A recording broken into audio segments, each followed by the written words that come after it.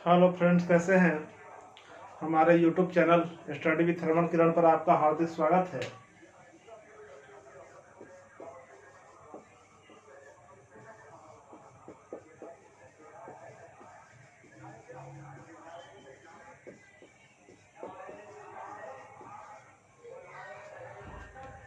आज हम लोग का जो अध्ययन का बिंदु है वह है राज्यसभा।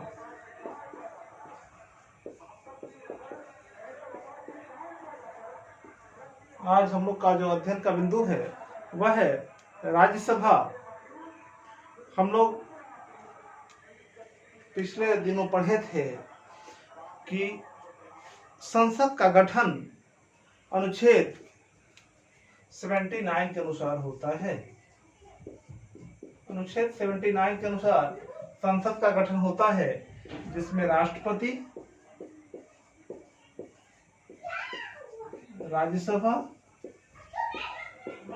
राज्यसभा तथा लोकसभा मिलाकर संसद का गठन किया जाता है। राष्ट्रपति, राज्यसभा प्लस लोकसभा को मिलाकर संसद का गठन किया जाता है। आज हम लोग का, अगर आपने हमारे पिछले वीडियो में राष्ट्रपति अपलोड है वीडियो, आप देख सकते हैं। आज हम लोग जो अध्ययन करेंगे वह है राज्यसभा के बारे में। अनुच्छेद 80 के अनुसार राज्यसभा का गठन किया जाता है। अनुच्छेद 80 के अनुसार राज्यसभा का गठन किया जाता है। इसके अनुसार 250 मैक्सिमम सदस्य हो सकते हैं, जिसमें 238 का चुनाव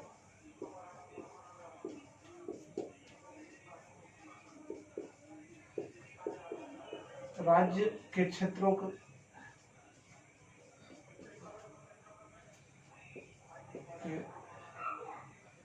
विधानसभा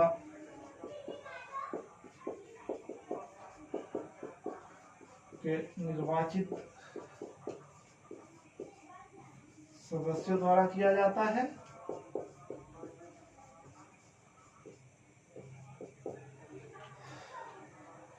तथा 12 का मनोनयन राष्ट्रपति द्वारा किया जाता है।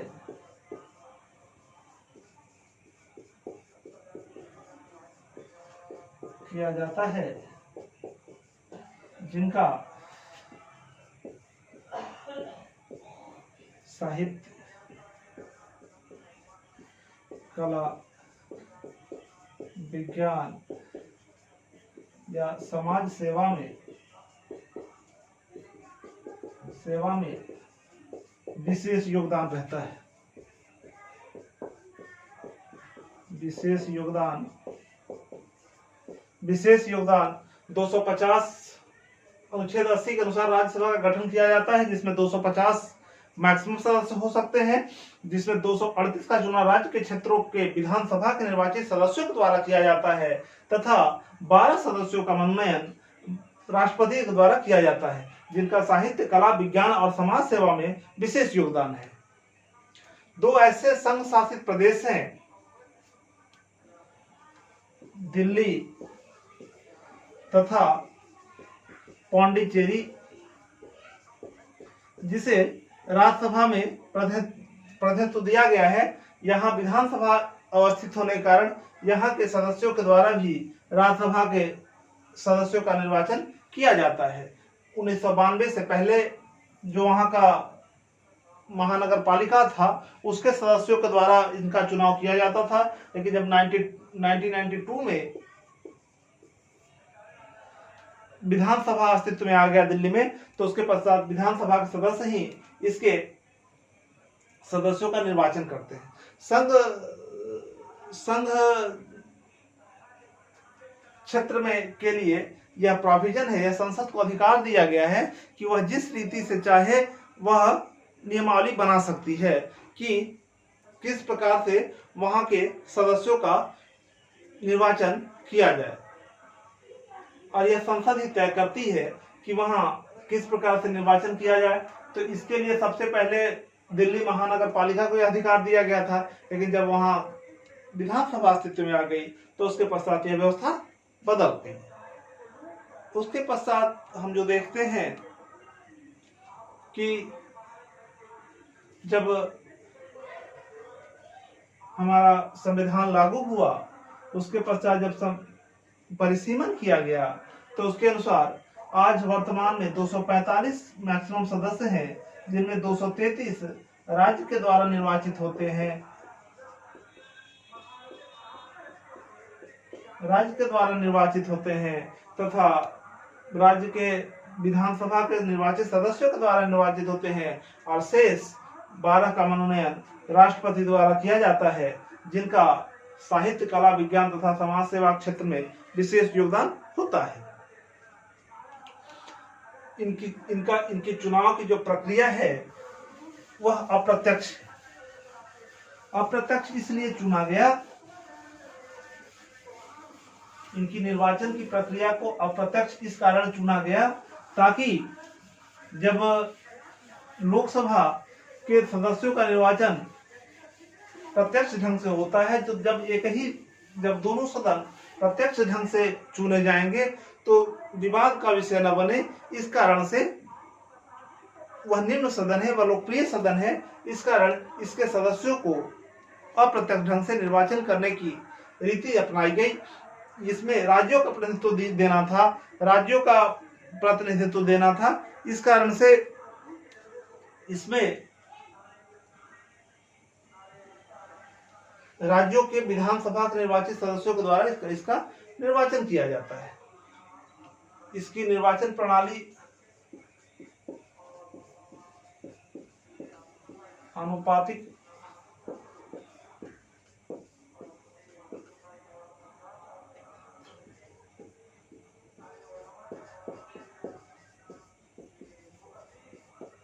एकल संक्रमणीय मत के द्वारा किया जाता है, सिंगल ट्रांसफरिंग वोट के द्वारा किया जाता है। अब इसकी जब हम बात करते हैं तो इसका अवधि इसका कार्यकाल, जब हम इसकी अवधि की बात करते हैं तो इसका कार्यकाल कभी खत्म नहीं होता। जब भारतीय संविधान प्रवर्तित हुई, लागू हुई, उसके बाद पश्चात 1 अप्रैल 1952 को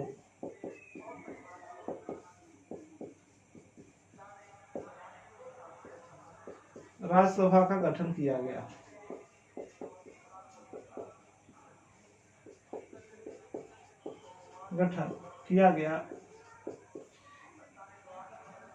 राज्यसभा का गठन किया गया तथा 23 अगस्त 1954 को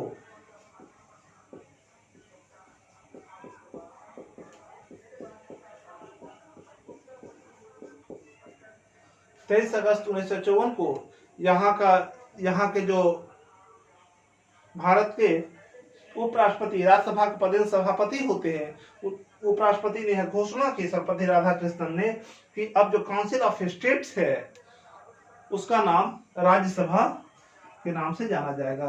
पहले इसको काउंसिल ऑफ स्टेट के नाम से जाना जाता था, जिसका नाम बदलकर काउंसिल ऑफ स्टेट्स के नाम से जाना जाता था, जिसका नाम बदलकर 23 अगस्त 1954 को राज्यसभा कर दिया गया। इसके प्रत्येक सदस्य 1/3 सदस्य प्रत्येक 2 साल पर सेवा पद से हट जाते हैं, और इसके सदस्यों का कार्यकाल 6 वर्ष होता है। यदि बीच में किसी की आकस्मिक मृत्यु, पद त्याग के कारण पद खाली होता है तो उसका वहां उपचुनाव होता है, और उपचुनाव के पश्चात वह अपने शेष काल तक ही अपने पद को धारण करते हैं, संसद की सदस्यता ग्रहण करते हैं। इसका अधिवेशन भी 3 होता है: बजट सत्र, मानसून सत्र और शीतकालीन सत्र। लेकिन यह व्यवस्था है कि इसकी 2 बैठकों के बीच कब 6 मास से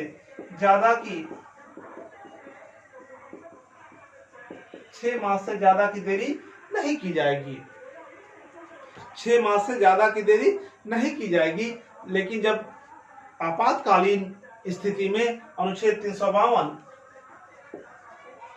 राष्ट्रीय आपात, अनुच्छेद 356 किसी राज्य का में आपात लगाना तथा 360 वित्तीय आपात को लागू की जाती है। और उस समय यदि लोकसभा विघटित रहती है तब इसकी विशेष सत्र बुलाई जाती है। जैसे कि जब 1977 में नागालैंड तथा तमिलनाडु में राष्ट्रपति शासन लगाए गए तो उस समय लोकसभा विघटित होने के कारण विशेष सत्र बुलाई गई थी। पदाधिकारी जो इसके होते हैं वह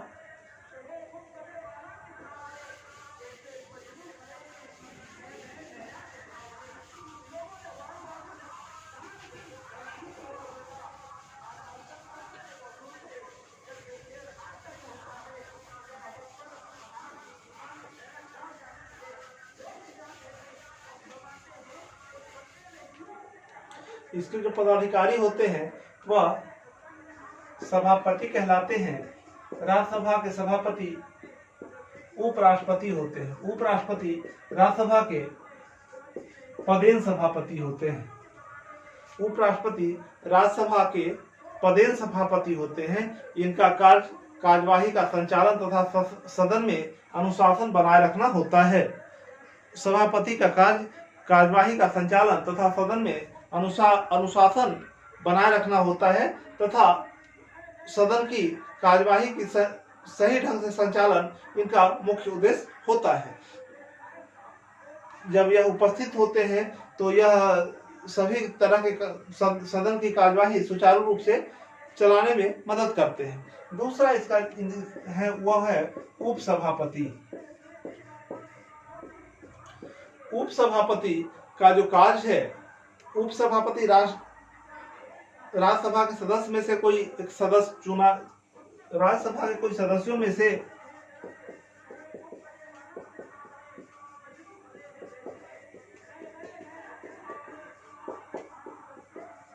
उपसभापति चुना जाता है। इनका कार्य भी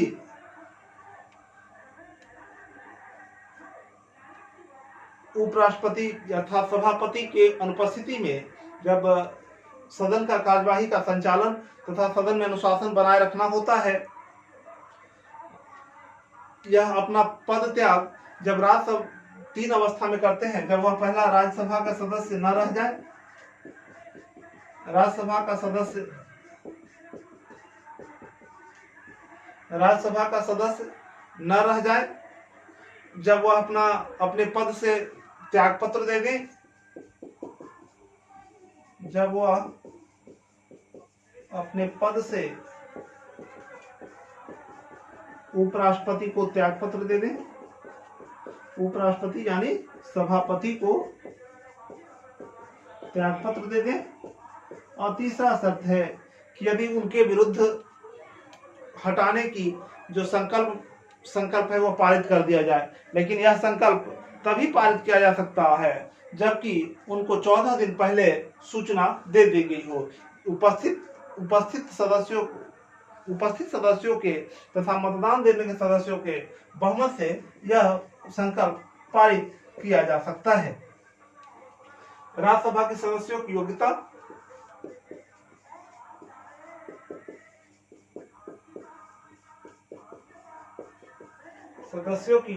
योग्यता, पहला वह भारत का नागरिक हो, दूसरा उसकी आयु 30 वर्ष हो, वह तीसरी अनुसूची में जो दिया गया है शपथ का प्रारूप उसके अनुसार शपथ लेता है तथा वह विकृत तथा दिवालिया नहीं हो, इन सभी योग्यता को धारण करता है तो वह राज्यसभा के सदस्य के रूप में निर्वाचित हो सकता है। अगले वीडियो में हम लोग यह डिस्कशन करेंगे कि राज्यसभा के सदस्यों, राज्यसभा का अधिकार और कर्तव्य क्या क्या है, कैसे यह अपने अधिकार और कर्तव्यों का निर्वहन करता है। उपसभापति जो राज्यसभा का है वह लगभग लोकसभा के सदस्यों की भांति ही अपने अधिकार का प्रयोग करता है, लेकिन यहाँ दो अधिकार लोकसभा के अध्यक्ष को ज्यादा है। वह संयुक्त अधिवेशन की अध्यक्षता लोकसभा अध्यक्ष करता है, और दूसरा उसके अधिकार है कि कोई विधेयक धर्म विधेयक होगा या नहीं, इसका निर्णय लोकसभा अध्यक्ष करता है। अतः यह दो अधिकार उपसभापति के अतिरिक्त लोकसभा अध्यक्ष को दिया गया है। नेक्स्ट वीडियो में हम जानेंगे कि राज्यसभा का अधिकार और कर्तव्य क्या है।